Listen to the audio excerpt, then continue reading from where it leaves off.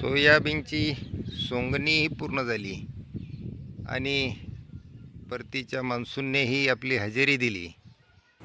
यामुळे शेतातील सोयाबीन मळणीसाठी एकत्र करणं आता शक्य होत नाही.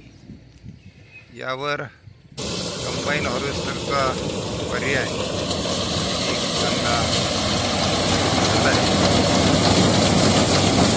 कमीत कमी वेळेत आणि कमी मजूर क्षमतेत काम पूर्ण होत आहे.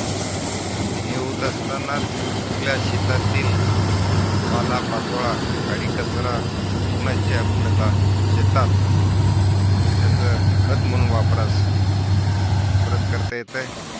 आणि तयार झालेलं सोयाबीन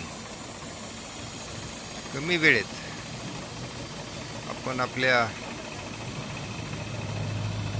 शेतातून घरी साठवणुकीसाठी नेता येतं.